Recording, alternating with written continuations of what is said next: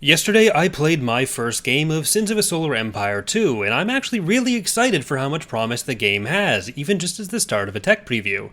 As someone who's been not just a fan of Sins since its initial release, but also modded Sins with the Star Wars Ascendancy mod for over a decade now, I wanted to take some time to talk about what I think the game has gotten right so far, and where it may be missing the mark. In the interest of full disclosure, I was provided a key for the game by Stardock. Now, the game is very much in its early stages. It's a technical preview, not an alpha, a beta, or a demo. Almost nothing there is in the final state or complete, but I think it does give a good idea of where the game is heading and what it's capable of, and Stardock has been very clear that they are looking for feedback on this, so nothing is set in stone.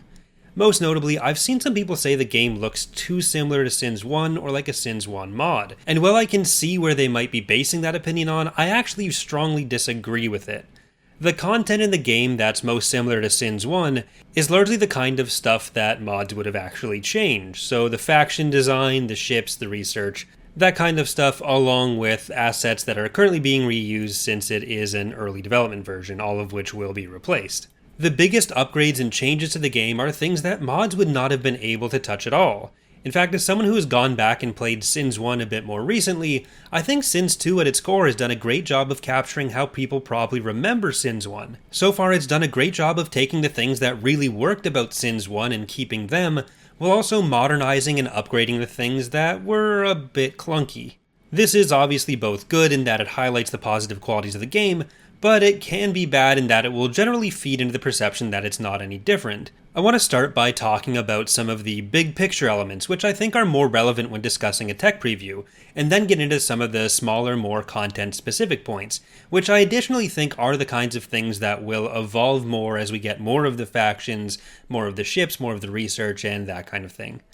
The first major upgrade is the engine itself, which in my experience has been much smoother than the first game's engine, and makes it capable of a lot more. Some of that will be primarily of interest with respect to what modders can do, but taking advantage of modern hardware and no longer being 32 bits on its own is a massive upgrade. The way ship weapons work is an example of how these engine upgrades have contributed to more tactical depth than the first game had.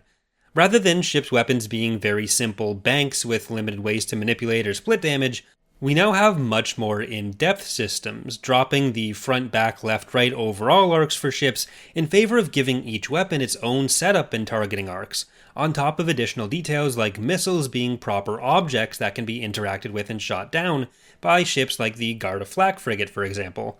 This adds a level of depth to ship combat which really couldn't exist in the first game.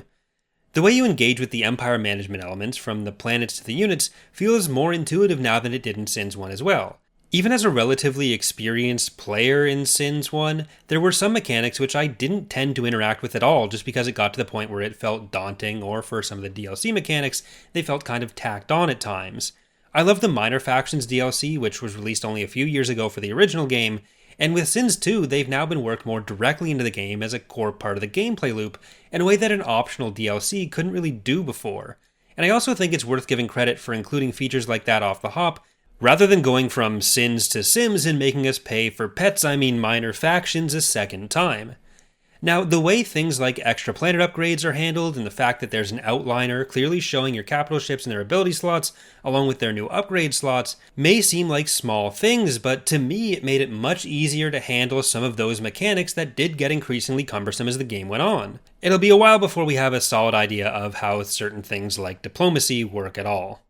One major element that I was actually very skeptical of when it was announced, relating to both Empire management and kind of how you plan combat, is the way that orbital bodies move now. In the original game, stars and planets were static objects that had their positions, and they had their connections, and those stayed the same. But in Sins 2, planets orbit around the star, and some moons, asteroids, or other planets will orbit around those planets, shifting the phase lanes between different bodies as the game goes on. I, quite frankly, thought I would hate this, and expected it as some kind of rapid change in those positions on the span of minutes, but instead it's a slow, methodic evolution over the course of the game, which will impact how you're planning your defenses and assaults, as well as your early colonization strategies, and it's become one of the standout new mechanics for me. That asteroid may look like a nice early present to take, but in 45 minutes it's going to start losing connections to your home territory and get dangerously close to an enemy, so having backup defenses for when frontline shift will be more important. rather than the game being a series of never-ending, repetitive engagements at the same location.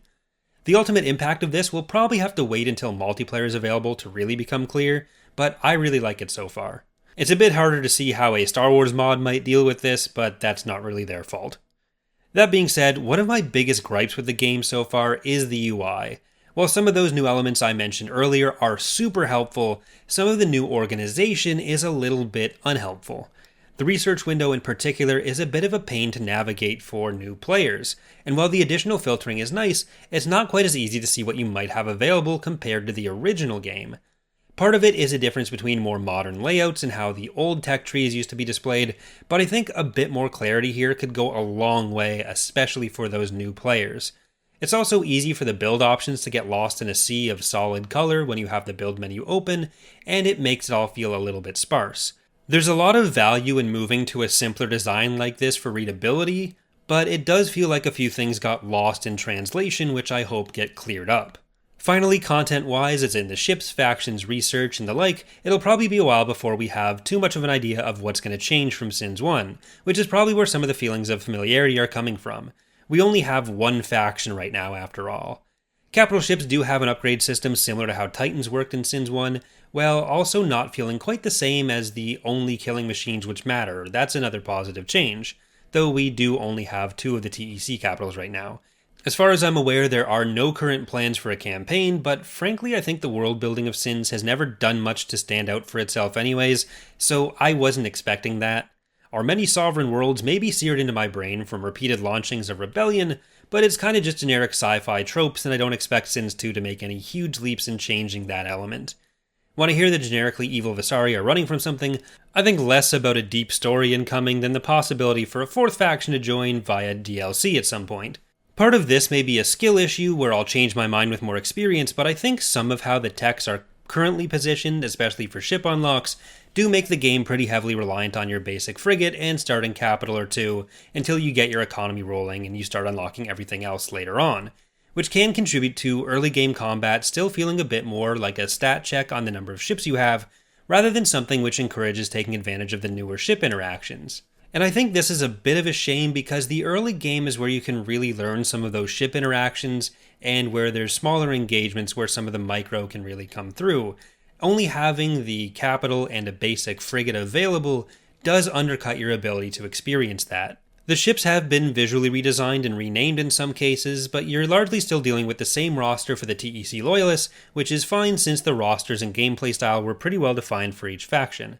Though the fact that there's not a new playable faction and the core content for those factions is the same means that even though I think the core gameplay is a big upgrade, I am hoping for a few other places where new gameplay content will emerge and shine on top of those core mechanics. The minor faction integration has shown itself as a step in the right direction in that area, for example, as are the capturable derelicts, which seem to currently primarily be a resource granting mechanic. But I hope one of the focuses of making this a true sequel will involve stepping up some of those interactive elements in the galaxy, helping to make exploration feel more rewarding. All in all, I'm really optimistic for the future of the game. I can definitely see where people may think it's too similar to the first, especially if you've only watched it, but I think if you look beneath the surface, there's a lot that's been done to improve and modernize that core gameplay. Other content we'll have to wait on a bit more to see the results of, but those core elements have left a lot of promising hooks. If you've tried the game, let me know what you've thought so far in the comments, or let me know which faction you're looking forward to most. I'm personally hoping we get our hands on the Visari sooner than later. If you've enjoyed the video, consider leaving a like and subscribing for more.